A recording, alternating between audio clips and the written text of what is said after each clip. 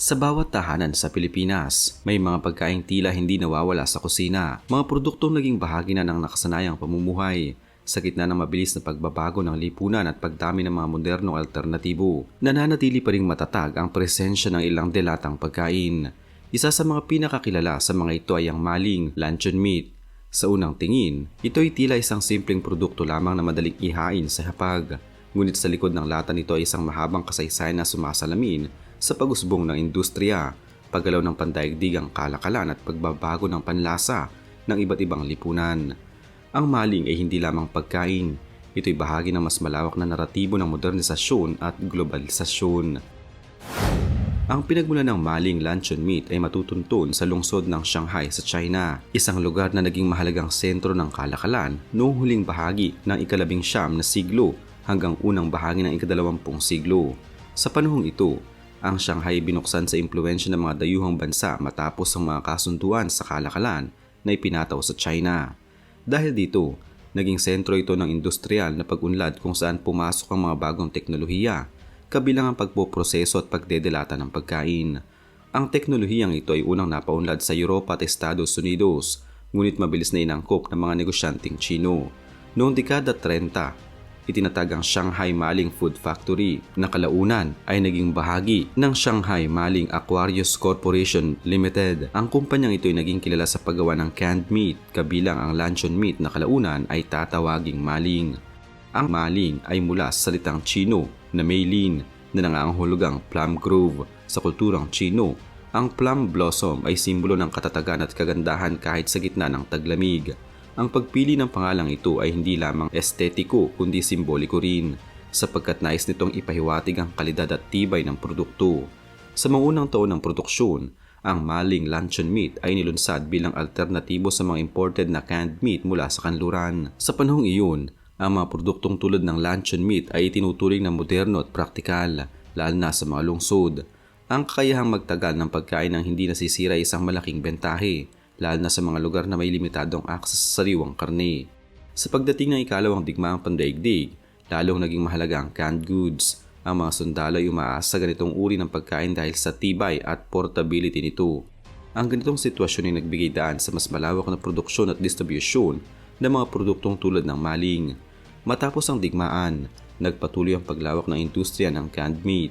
Sa paglipas ng panahon, ang maling ay naging kilala hindi lamang sa China kundi sa iba pang bahagi ng Asya. Sa mga bansang tulad ng Malaysia, Singapore at Pilipinas, ang mga komunidad ng Chino ay may malaking papel sa kalakalan sa pamamagitan ng kanilang mga negosyo na ipakilala ang mga produktong tulad ng maling sa lokal na merkado.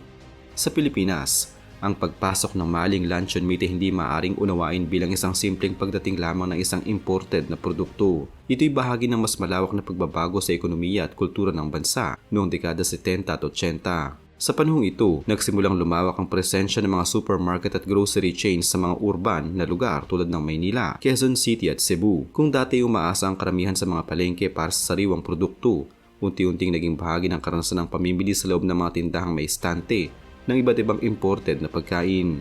Sa ilalim ng administrasyon ni Ferdinand Marcos Sr., nagkaroon ng mga hakbang na nagbukas sa bansa sa mas maraming produktong panlabas, partikular yung mga kaugnayan sa industrialisasyon at modernisasyon. Kasabay nito, ang pag-usbong ng middle class lalo na sa mga lungsod ay nagbigay ng bagong uri ng mamimili na handang sumubok ng mga produktong hindi lokal. Sa ganitong konteksto, unti-unting pumasok ang maling, hindi bilang pangunahing produkto kundi bilang isa sa maraming pagpipilian na nag-aalok ng kakaibang karanasan sa panlasa.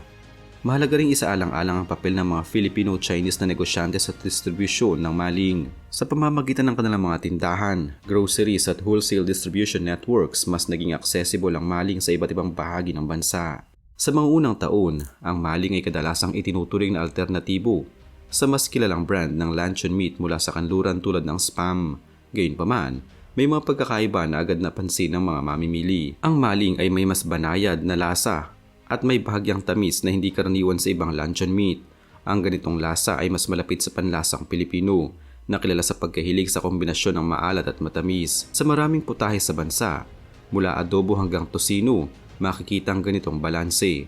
Dahil dito, hindi naging banyaga ang lasa ng maling.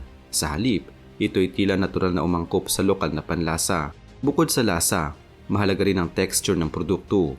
Ang maling luncheon meat ay mas pino ang pagkakagawa kumpara sa ibang brand.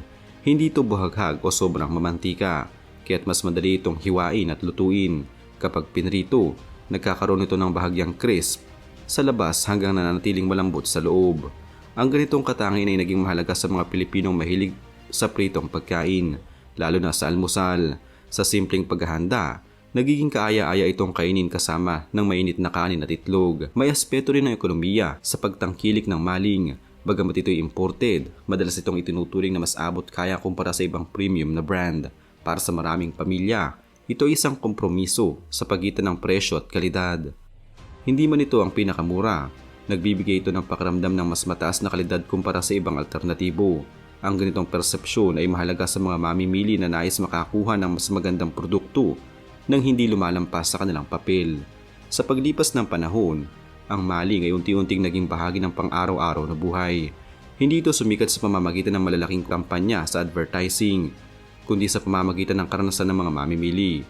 Ang rekomendasyon mula sa pamilya, kapitbahay at kaibigan ay naging mahalagang paraan ng pagpapalaganap nito. Sa ganitong paraan, ang reputasyon ng produkto ay nabuo hindi sa pamamagitan ng agresibong marketing kundi sa pamamagitan ng tiwala. Ang paglaganap ng maling ay hindi maaaring iugnay sa pagbabago ng lifestyle ng mga Pilipino. Habang dumarami ang mga taong naninirahan sa lungsod, nagiging mas mahalaga ang pagkain na madaling itago at ihanda. Sa kabuuan ng prosesong ito, makikita na ang pagtanggap ng mga Pilipino sa maling luncheon meat ay hindi bunga ng isang salik lamang. Ito ay resulta ng pagsasama-sama ng iba't ibang elemento, ekonomiya, kultura, panlasa at pang-araw-araw na pangangailangan. Ang produkto ay hindi basta ipinakilala at tinanggap. Ito ay unti-unting isinama sa buhay ng mga tao hanggang sa maging bahagi ng kanilang kasanayan. Gayunpaman, hindi naging maayos ang lahat ng ito sa kasaysayan ng maling. Noong 2011, ipinagbawal ng Food and Drug Administration ng Pilipinas ang importasyon ng maling luncheon meat mula sa China.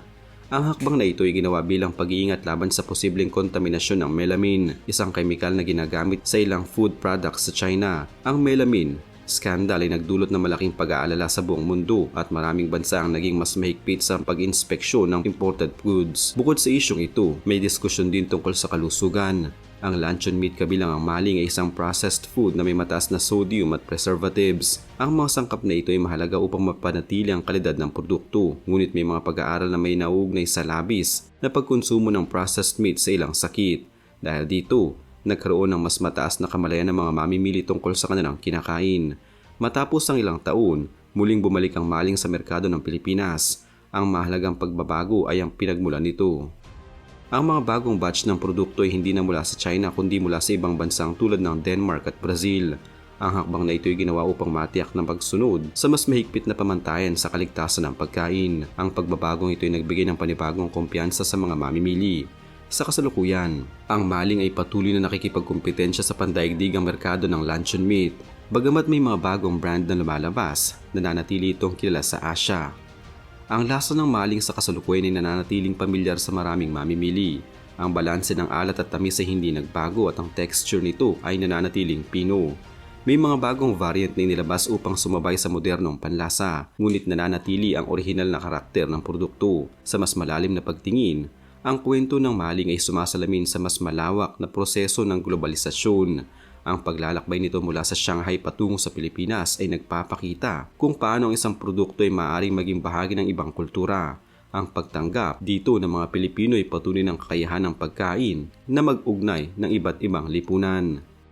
Sa paglipas ng panahon, ang maling ay naging higit pa sa isang simpleng dalatang pagkain. Ito ay naging bahagi ng pang-araw-araw na buhay, ng mga alaala at ng kultura.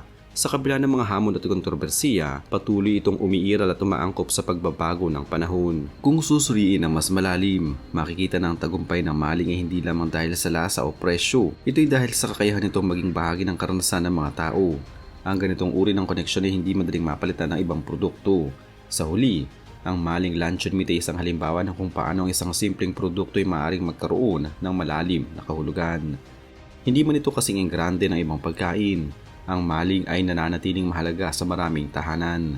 Sa simpleng paraan, ito ay nagiging bahagi ng araw-araw na buhay. Isang tahimik ngunit matibay na presensya na nagpapaalala ng nakaraan habang patuloy na umaangkop sa kasalukuyan. Sa ganitong paraan, ang maling luncheon meat ay hindi lamang isang produkto kundi isang piraso ng kasaysayan na patuloy na nabubuhay sa bawat hapag ng mga Pilipino.